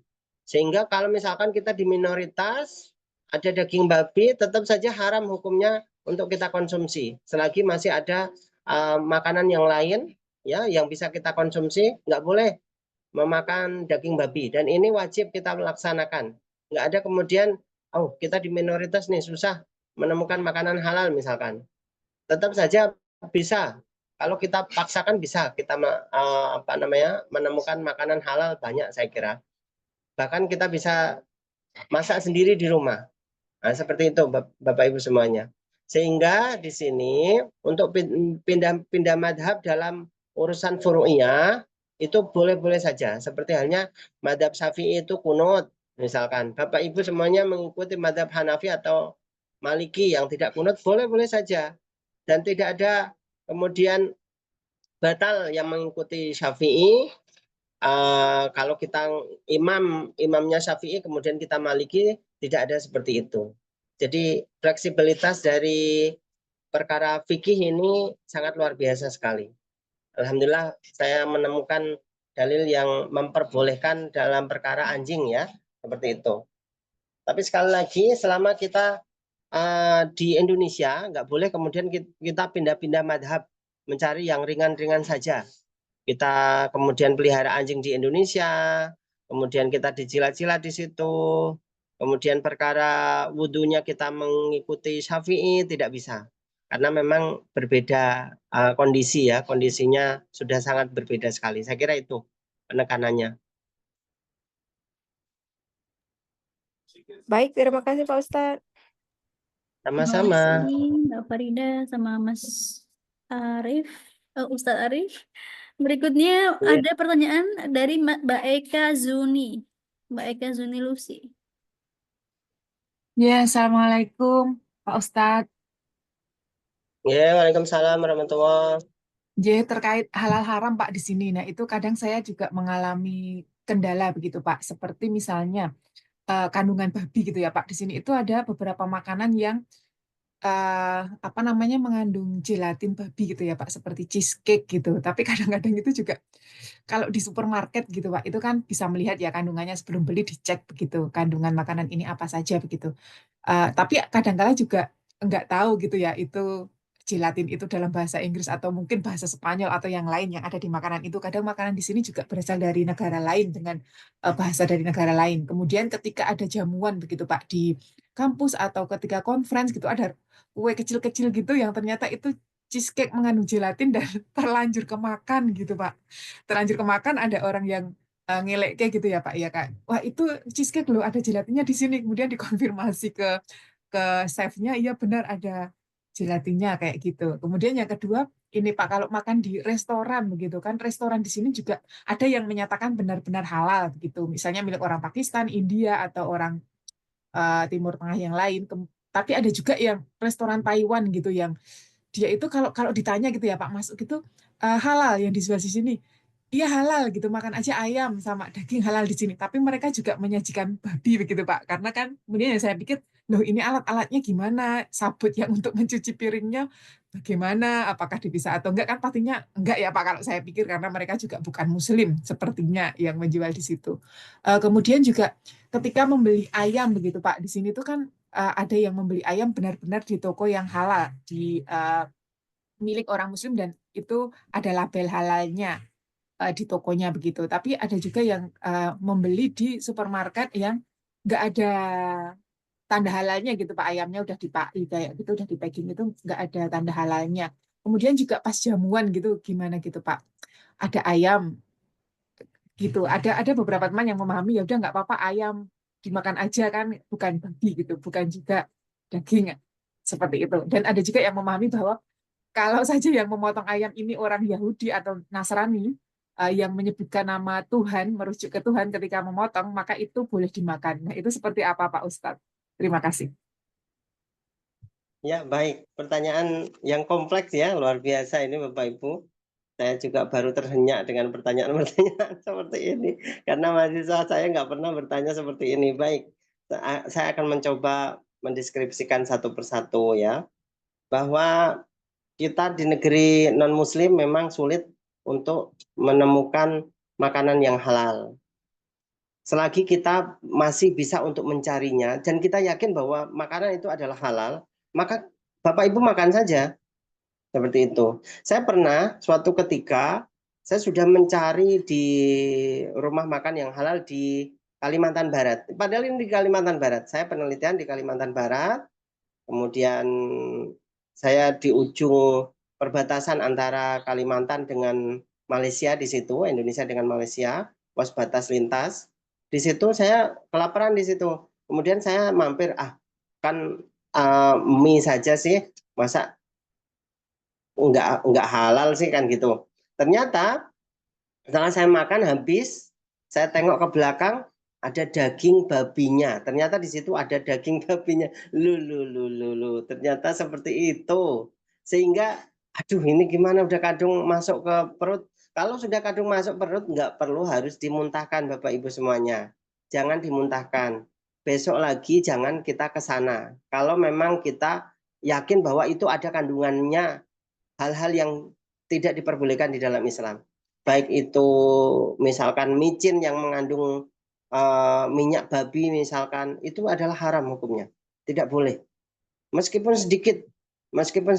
Khamr itu, minuman itu meskipun sedikit, itu tetap haram hukumnya. Tetap, karena itu adalah dalil qat'i. Tidak diperbolehkan di dalam Islam. Meskipun alasannya apapun, kita misalkan kedinginan di Eropa sana, kemudian kita mencari kehangatan dengan meminum whisky misalkan, atau khamr misalkan, itu tidak diperbolehkan, tetap saja. Untuk menghangatkan badan toh bukan hanya whisky saja, banyak sekali. Rokok juga bisa, kemudian bara api juga bisa, ada mesin penghangat ruangan juga bisa. Saya kira bisa kita mencari kehangatan yang lain, saya kira. Seperti itu Bapak Ibu. Sehingga hal-hal yang benar-benar urgent, memang kita menghindarkan diri dari keharaman. Kalau memang kita sudah yakin bahwa rumah makan itu, misalkan penjualnya adalah orang Pakistan misalkan, Bangladesh misalkan, orang Indonesia misalkan, boleh-boleh saja. Tapi kalau memang kita tahu, oh ada minyak babinya, besok lagi jangan kita ke sana. Lebih baik kita beli bahan, kita masak di rumah, itu lebih enak daripada kita kemudian bercampur dengan hal-hal yang diharamkan oleh Allah. Selagi kita sudah yakin itu adalah halal, silakan Bapak Ibu bisa ke rumah makan tersebut. Tapi kalau memang haram, seperti halnya perjamuan di kampus tadi, ya kita sudah yakin halal nih. Ternyata setelah kita makan, loh kok ada kandungannya, cake-nya itu ada kandungan ini, seperti itu ya. Maka ya sudah kadung masuk perut kita, jangan sampai dimuntahkan lagi. Saya kira itu. Nggih, matur nuwun Pak Ustadz. Nggih, sama-sama Bu. Terima kasih. Berikutnya ada pertanyaan dari Mbak Aula. Silakan Mbak Aula. Baik, terima kasih sebelumnya. Assalamualaikum warahmatullahi wabarakatuh. Terima kasih Pak Ustadz untuk penjelasannya yang cukup insightful. Nah, di sini saya ada 2 pertanyaan Ustadz. Jadi yang pertama, kan ini saya masih baru 2 bulan pindah ke Irlandia. Nah, ini masih bingung sama menyesuaikan jadwal sholat. Nah, jadi saya pakai aplikasi kayak Muslim Pro seperti itu buat memantau jam waktu sholat. Nah, tapi setelah saya cek lagi, jadwal-jadwal sholat ini berbeda Ustadz dengan di website ICCI Islamic Cultural Center of Ireland. Jadi kayak website resminya yang dari Irlandia seperti itu, yang dari Islamic Center-nya. Nah, ini jadwalnya beda Ustaz. Kadang jaraknya bisa 10 menit, kadang 5 menit, kadang lebih awal, kadang lebih akhir gitu dari yang aplikasi yang saya pakai ini. Jadi solusinya bagaimana Ustaz? Apakah saya memang harus stick pada berpacu pada salah satu saja dan mengikuti jadwal tersebut? Apa boleh menyesuaikan apa gimana begitu Ustaz? Nah, terus sama yang pertanyaan kedua, jadi saya selama di Irlandia kan tinggal sama landlady, istilahnya kayak ibu kosnya begitu Ustaz. Nah, untuk piring, makan, alat makan seperti itu mungkin bisa inisiatifnya bisa pakai sendiri ya Ustaz. Tapi untuk apa seperti microwave, terus kayak air fryer itu kan pakainya kan sama-sama ya Ustaz. Nah, itu saya juga nggak tahu, misal landlady saya itu habis microwave babi atau daging, ya misal pork apa gimana gitu kan saya juga nggak tahu Ustaz. Nah, itu cara mensiasatinya gimana ya? Apakah microwave yang setelah dipakai sama landlady saya itu jadinya haram gitu, misal ada uap-uapnya atau gimana, terus cara mensiasatinya gimana Ustaz? Atau mungkin bisa disucikan atau gimana? Seperti itu Ustaz, terima kasih. Terima kasih Bu atas pertanyaannya, pertanyaan bagus sekali.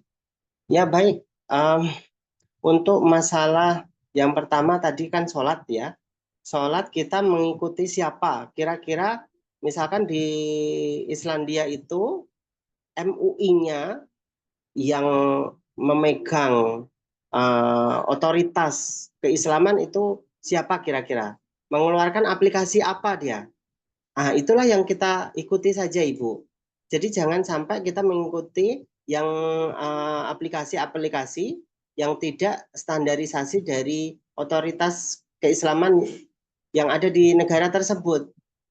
Kadang itu kan melenceng 10 menit, ya tiba-tiba kita sholat duluan, tapi ternyata belum waktunya sholat. Kan berarti kita tidak bisa dikatakan sebagai sholat, seperti itu. Misalkan duhur, belum waktunya duhur kita udah sholat. Perbedaan 10 menit kan signifikan.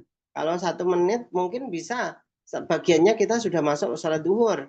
Tapi kalau 10 menit sudah pasti sudah selesai itu duhurnya. Seperti itu. Jadi otoritas tertentu saja di negara Islandia saja yang kita ikuti.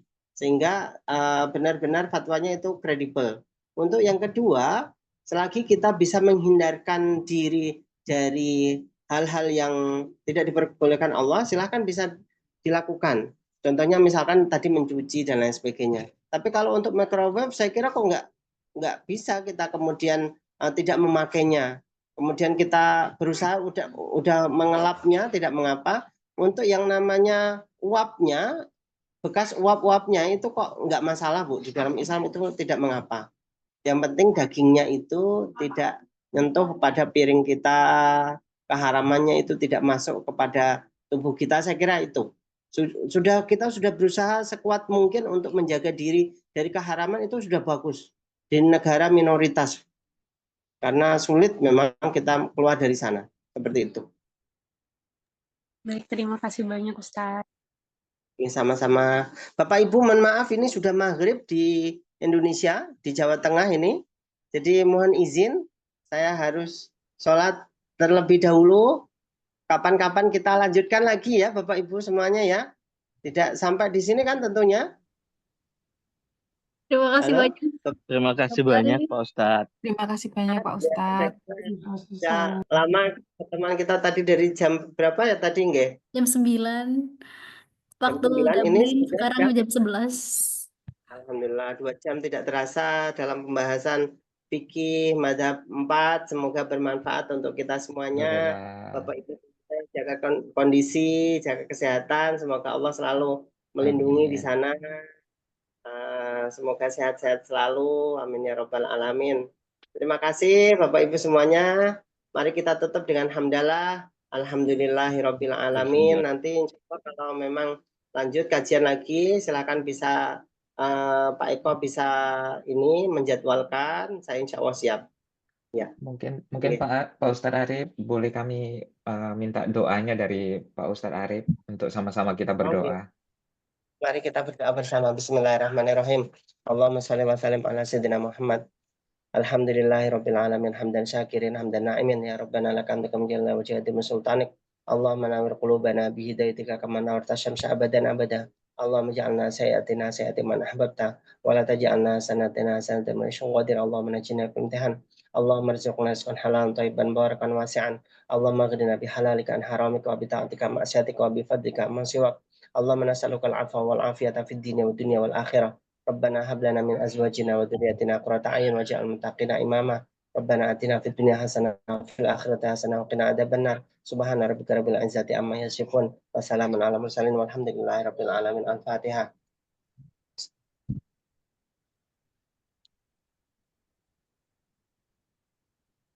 Bapak Ibu semuanya mohon izin untuk keluar nggih. Terima kasih Ustadz Terima kasih, Arif. Terima kasih Ustadz. Terima kasih Terima Ustadz. Terima kasih Pak Eko. Ustadz. Terima kasih Ustadz. Matur nuwun Ustadz. Panitia, oke, terima kasih. Nanti Pamit. kapan-kapan kita ketemu lagi. Terima Amin. kasih. Terima kasih Wassalamualaikum. banyak. Waalaikumsalam warahmatullahi Waalaikumsalam. wabarakatuh. Betul. Waalaikumsalam. Kalau mau nambahin dikit boleh nggak? Itu kalau pakai Boleh. aplikasi yang Muslim Pro bisa disetting itu pakai ICCI. Hmm. Jadi apa namanya tinggal ngikut apa namanya perhitungannya badan Islam yang mana. ICCI ada kok kalau di Muslim Pro.